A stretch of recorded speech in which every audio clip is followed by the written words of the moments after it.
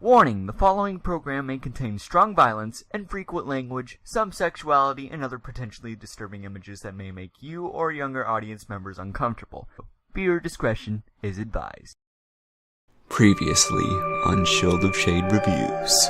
You know, there's nothing really like going into something with no expectations and just being blown away by it. When I originally played 999 3 years ago, I knew it was special, and I always wanted to be sure that it just wasn't a one and done deal. The problem with getting older is that oftentimes you begin to see things' faults more than their strengths, and you often wonder why you ever liked the thing in the first place. But amazingly, that wasn't the case here. 999 is definitely a game that will stand on its own whenever years roll by. Okay, remember how I said that last time? Well, I've been racking my brain on how to do this lightly without pissing off a ton of people, and I am continuously drawing blanks here, so I might as well get it out of the way now. Virtue's Last Reward is not as good as you remember. That isn't to say that it's bad or poorly written or has sloppy execution. Wait, that last part is true, but needless to say, I don't think this is a bad game. Just hear me out, guys. Roll intro.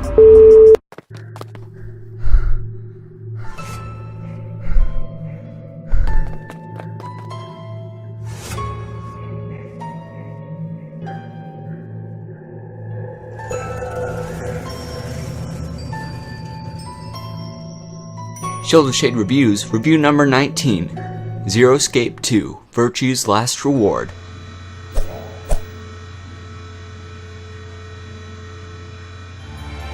I said earlier that the older you get, the more often you see things for their faults rather than what they do right. When I played 999 for the previous review, the faults I could find could be best described as nitpicks at best. Holding down the fast forward button for a while got a little tiring on the thumb, and the library level was a tad bit annoying, but that was the best flaws I can come up with when replaying the game for the second time in 3 years. It was absolutely liberating to experience the game again and feel the same emotions I felt when I first played it, and only cemented my love for the game. But immediately after that, since I found out that Zero Time Dilemma was coming out later this year, I figured I might as well play VLR to see if it held up just as well as 999. For those who don't know, my experience with the Zero Escape series started in 2013 when I was hot off the heels of buying a brand new 3DS for Fire Emblem Awakening. Yes, I know I gotta review Fire Emblem Fate soon, but I need more time and I have other projects to work on right now, so just be patient.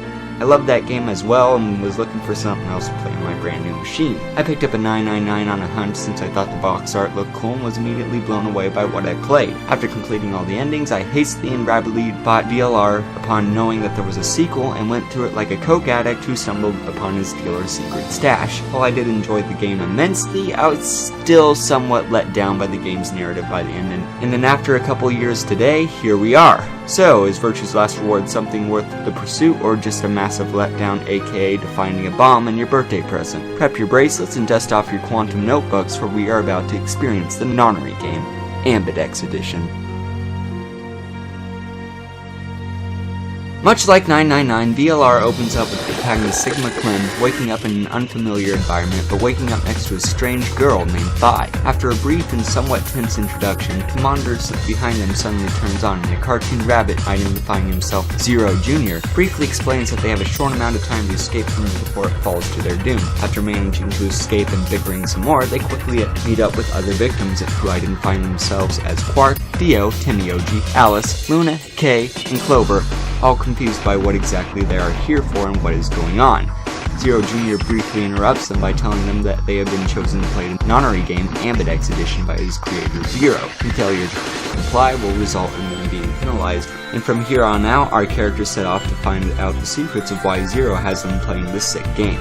Needless to say, the setup is exactly like 999 and for a good reason since it's a sequel. Almost the cast is different, a lot of the events do follow the circumstances of the previous game, and many of the scientific theories presented here make a return as well. Morphogenic field theory and Ice 9 make their glorious return, but you'd be surprised to find out that quantum physics seems to be the main theory here as well. But I can't go into too much detail there. Now, let's talk about the juicy part of this narrative stake, the Ambidex part of this nonary game. You see, unlike the last nonary game, this one has a slightly different set of rules revolving around manipulating the player's trust. In order to escape Zero's trap, the players must accumulate 9 battle points by taking a vote during a mini-game called the Ambidex game. Players are placed in pairs and in solos and must play the game against other players by choosing to ally with them or betray them. If they both ally, they get 2 BP. If one of them betrays, the traitor gets 3 BP and the victim loses 2 BP. And if they both betray, they both get no BP. Needless to say, this is to VLR what choosing a door was to 999, and lead the players to 9 canon endings or the 19 fake-out endings that end with Sigma learning nothing. This is probably the biggest fault of the narrative, unfortunately. Many of you are probably expecting me to talk about the narrative is too confusing or that I didn't get it, but actually playing this game a second time made me understand the plot so much more. No, the problem comes from the fact that every single character outside of Luna and Clark is in some way a treacherous scumbag who will willingly toss logic and common sense to the wind just to get out of here. But that's the point! I hear many of you shouting at your monitors, and yes, I get it, humanity as a collective entity kind of sucks, but this is an area that 999 did way better. There were assholes in that game too, but they often at least had motivations for their dick moves, and many of VLR's characters' dick moves just come from betrayal for betrayal's sake. Because of this, it's really hard to get invested in many of the characters, since oftentimes they break your heart for no reason at all. Vi is a sarcastic bitch, Alice is a massive bitch, Clover is a ditzy bitch, Luna is best girl, Dio doesn't bother to hide the fact that he's a bastard, Kay is constantly scheming and compulsively lying that you can never really trust him, Timmy OG flip-flops back and forth, but so many are going to be disappointed by his ending. Park is fine, but he contributes so little to the plot that I often question why the game wants us to care about him so much. And Sigma, while an alright guy at first, does get creepy with his various observations and remarks of the female cast, which he points out quite a bit. I know, I'm being extremely nitpicky right here, and these various traits keep me from caring about the cast like I did with my first playthroughs, and this is an area I think I might be a bit too harsh here too. But that's nothing compared to the absolutely horrid pacing that just plagues the experience. Much like 999, VLR relies on players to replay multiple routes to get an idea of what's going on and solve the mysteries that are presented on other routes. But the problem is that sometimes it requires a specific route to be completed in order to advance the plot. VLR is a theme park. It's the equivalent of choosing to get on a roller coaster, riding all the way to the top of the hill, about to plunge below, and then suddenly get reversed out at the last minute because you didn't ride the teacups. You have to ride the teacups before you can get on the roller coaster, and even though you've seen the teacups and know how the teacups work, it absolutely frustrates you. This game has the goal to force you to do arbitrary replays just to hammer in the theme of the game, and while it's fine the first time around, it just gets frustrating when it's stuff you already know. Maybe I'm being unfair because I've already beaten the game, but it led to many frustrating moments, and if you want to play the game over again, well, keep this in mind. I'm really sorry that I'm not able to talk about the plot details and small stuff like that, because it's what makes the game so special. But at the same time, I do want to keep this review as spoiler-free as possible for people who click on this blind. I really do love the story for this game, and if you play 999, you should absolutely play this game as well, but replaying it has brought a number of faults to the forefront, and it's hard to ignore them when they're constantly getting in the way of the enjoyable parts of the game. Just know that I'm being a little harsh here, and that harshness comes from love and a fear to possibly spoil key moments. Anyway, enough ramblings about the plot, because now it's time to solve the puzzles behind the cyan door, shall we?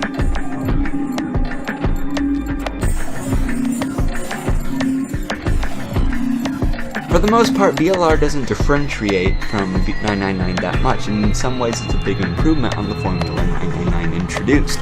For starters, the timeline implementation was absolutely brilliant. It makes revisiting the chapters a breeze. What also helps is the new mental note system that helps you keep track of information needed for the puzzle rooms and recall sections. But there's a catch though, because VLR was released on 2 platforms, the Nintendo 3DS and the PlayStation Vita. Now on the 3DS, it works incredibly well with having to use the stylus for most of the interactions. Now on the Vita, well, just look at the screen. Clunky doesn't even begin to describe trying to wrangle the greased cat that is the game's cursor. And it isn't great on the 3DS as well, but the stylus controls work so well, and since the previous game was on the DS, it's kind of to be expected. Touch controls aren't great on the Vita either, since you constantly have to use your greasy fingers to touch the screen, and while it's fine for touching stuff, writing down words and letters is an absolute chore. As far as puzzles go, they seem to fall into one of 2 camps: easy to understand and figure out with maybe one detail that was a little too unclear, or having too much information for the player to process successfully. Rooms like the director's room or the biolab are fairly straightforward and don't take too much brain busting to figure out. But then you go into a room like the pantry or the cabin where you're bashing your head against the wall trying desperately to figure out what to do. The game unfortunately can't seem to find a happy medium for the difficulty, and it seems the developers know this since there's a toggle on and off easy and hard mode for the puzzles, and this is, I guess it's okay because I never really opted to use it since the internet was always a valuable option. I don't necessarily think the puzzles are bad so much as there's usually one element that can be incredibly unclear in each room, and often flipping this switch just because you didn't know what to do at the end often leads to frustration. I really hope the developers can find a happy medium with Zero Time Dilemma, because 999 was a perfect blend if a bit on the easy side, and VLR is just a bit too much. Other than that, all my complaints really just come full circle. I don't like the fact that you can experience certain events in certain routes even though you already know the answer, and while the AB game is a good idea on paper, it often paints the other players as either illogical or heartless when they don't need to be. I'm sure that enough people are screaming at me at this point, so let's just talk about which version you should play. First and foremost, I will tell you to go play the 3DS version, but there's also a huge catch to that version. Unfortunately, when the game shipped, it shipped with a bug that just, completely corrupts and deletes your save file. Yeah, it's that bad, but it's only in one room, and that's the PC escape room, so if you play on the 3DS version, do not, I repeat, do not save in that room. I have fallen victim to that trap, and it is not fun. Anyway, enough gameplay talk for right now, so let's go examine this new bracelet, shall we?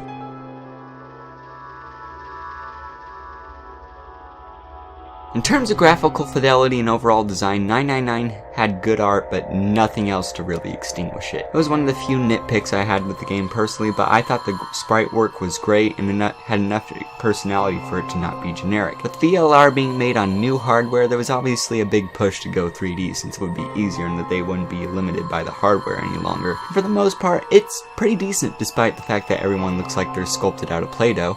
It's not the best 3D I've ever seen. It can look pretty bad whenever the still shots come in, but like the previous game, it's a strong testament to how having a strong art direction can elevate your game, though I do wish Alice and Clover would put a shirt on. Beyond that, there's definitely not much to say, much like the last game. The 3D is decent, the art direction is good, and it's a good presentation, but there's nothing really more besides little touches like how the camera lingers on a screen just a little longer when your choice comes up on the AB game. I guess I can talk about the two different versions of the game, but honestly there isn't a whole lot of difference despite slightly better lighting and a higher resolution on the PS Vita version. That being said, I still want you guys to play the 3DS version since it controls way better and the game-breaking bug can easily be avoided if you know what it is. That being said, I think I heard a scream in the next room, so let's take a look, shall we?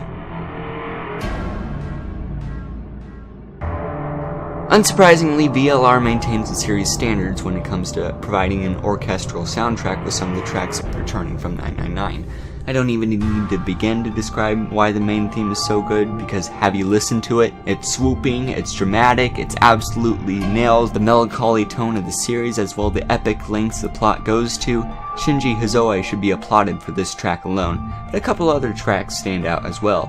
The track that plays in the pantry escape room, the Bluebird lamination, clarification, strain, sinisterness. These are great tracks that add to the overall atmosphere, but there's a bit of a catch when it comes to the foley work of the game, which is, unfortunately, the voice acting. It's nowhere near bad, and between the two options I would gladly choose the English voices every time, but it's nothing I would describe as exceptional, especially considering the amount of talent the cast consists of. Karen Strassman as Vi, Liam O'Brien as Dio, Aaron Fitzgerald as Quark, J.B. Blanc as Timmy Oji, notice how all of them are Persona voice actors, and so on and so on. All of them provide decent performances, though Aaron Fitzgerald's Quark leaves a lot to be desired, but it doesn't feel like there's enough emotion being put into most of the scenes, and it doesn't help that the most memorable scenes of the game are just text scrolls rather than acted performances. As I said, they aren't bad performances so much as they are unremarkable ones, and if you were to ask the respected voice actors if they remember their roles on Twitter, I doubt they would. But as far as overall Follyworks goes, I do think it's good, just not amazing. If you prefer the Japanese voices, I absolutely don't blame you, but it's just me personally, I prefer to understand what the characters are saying. So with that, I think it's about time to cast a vote, so let's head over to the AB room, shall we? This is ultimately anyone's worst nightmare when it comes to revisiting things you love, because while VLR is still a very good game, my second time through has damaged my love for it. If 999 was a wonderful wine that, despite aging, still tastes just as wonderful as the first glass you had of it, VLR is like drinking an open bottle of your favorite soda that's been sitting in the fridge for a couple of years. Sure, while the wonderful flavors and ingredients are still there, no amount of shaking or drinking is going to remove the overall flat taste that time has plagued it with. The bubbles just aren't there anymore, and I unfortunately have a sneaking suspicion that if I try to revisit the game for a third time, my opinions on the game aren't going to get any better. The horrid pacing, the forced drama, frustrating puzzles that go too far in some areas, and the blights that both versions of the game suffered from just dragged down a brilliant game from a 9 to a 7 in my eyes. And believe me, I really didn't want to write these words down here, but this ultimately comes from a place of love, and lying to myself that a game held up just as good as its prequel when it's clearly not is something I don't want to do. Don't take this as me bashing the game because I wanted to bash the game. Despite my initial disappointment with the ending being replicated here, I did come to understand the story so much more now that I have a better idea of what's going on. Even better, when those hard-hitting emotional moments came in, I could still feel the sting of seeing the picture, watching the hug of a dying friend slowly fall apart, and gasping in horror as a massive cloud engulfed the town to the tune of morphogenetic sorrow. I still adore this game, just unfortunately not as much as 999. When the time comes to give out recommendations, well, let's just say it's largely going to depend on how much people like the first game. Hopefully this will be the lowest note in the series ever faces, and even then, compared to other franchises, this is still a pretty solid weakest entry. So after gathering all contestants and forcing them to play the AV game, I have the scores, which include story, gameplay, presentation, sound, and overall enjoyment of the game. Starting with story, which gets a solid 7.5 for having a unique and incredibly well-written plot. That's let down by some poor pacing and forced drama. Next there's gameplay, which gets a meh 6 for improving on the formula in some areas, but introducing some really frustrating puzzles as well as having poor controls on the PS Vita version. Succeeding from that is the presentation, which gets a slightly better 7 for the good art direction and unique use of 3D. But little else. After that, there's sound, which gets a solid 8 for decent vocal performances, as well as a great soundtrack to boot. Lastly, there's enjoyment, which gets an enjoyable 6.5 for putting me through an emotional roller coaster of a game, but stopping me for a bit when it came to asking me a bunch of pointless questions that I already knew. Tallying all the scores together, I give Virtue's Last Reward a good 71% and give recommendation to buy it if possible. The game unfortunately has many faults that hold it back from true greatness, but if you enjoy the previous entries of the game in any way, you'll be able to enjoy it. In terms of price and availability, you can find the game for around $23 to $30 US, and the best place to buy it is Amazon, though you can get it off the Axis store as well if you're desperate. With that, I thank you all for tuning in, and hopefully you'll be able to see me very soon. Thanks again everyone, and I'll see you next time. Let us begin.